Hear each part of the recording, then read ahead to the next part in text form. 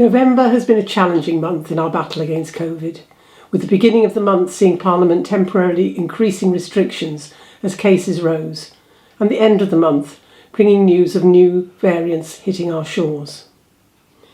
As a precautionary measure, until we have a better understanding of these variants, we are reintroducing face masks in shops and on public transport and restricting air travel from certain countries.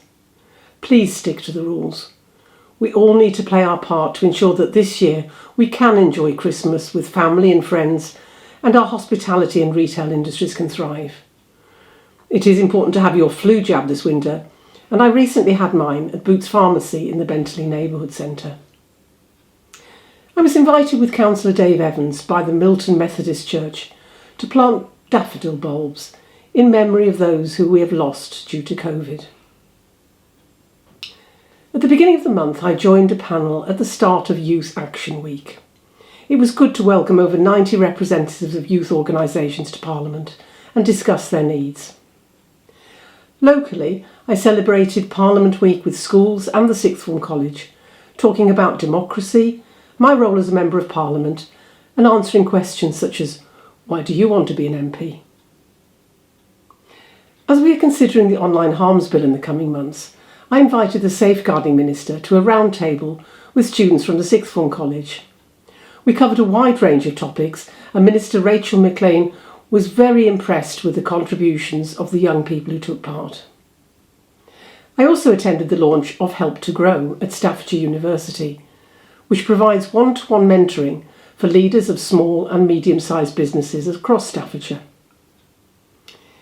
It was a pleasure to visit the Potteries Museum for the annual Diwali celebrations, attended by more than 1,500 residents. It was a fantastic afternoon with different dance styles performed by national professional artists and community groups locally.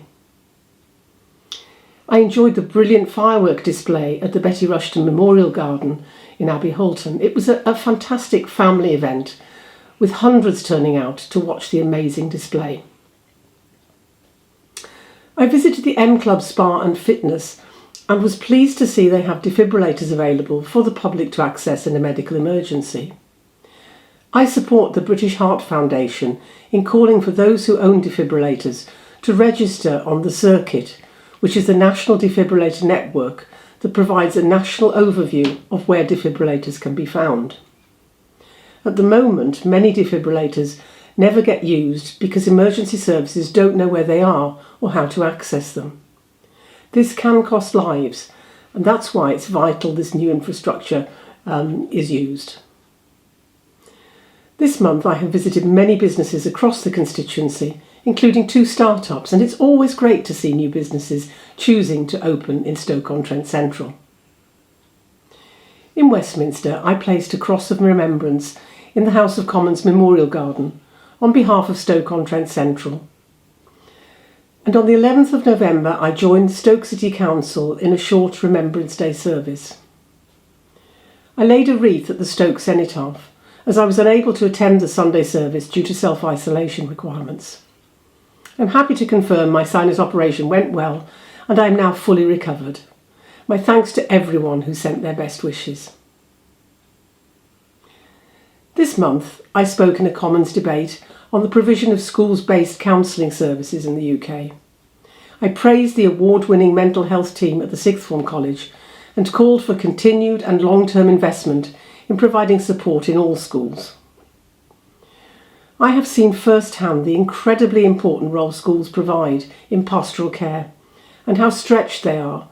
I will always campaign for investment in supporting our children and young people and making sure their voices are heard. I am working with Jamie Oliver's youth charity Bite Back 2030 to call for improvements to access to healthy food. I was delighted to host my first face-to-face manufacturers roundtable last week at Jo Gideon. It was very helpful for me to hear cross-cutting themes and take away practical actions.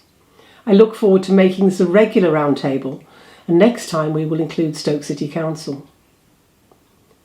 This month's highlight was the launch of the Harper Lee Foundation at Stoke City Football Club. My thanks to the club and the Coates family for their support. It was an emotional moment for Harper Lee's family and the trustees of the foundation to see the video appeal on the big screen before the match and at half-time. The foundation became a registered charity this month and will carry forward the campaign to increase awareness about button battery safety as Harper Lee's legacy. There can be no clearer commitment from me.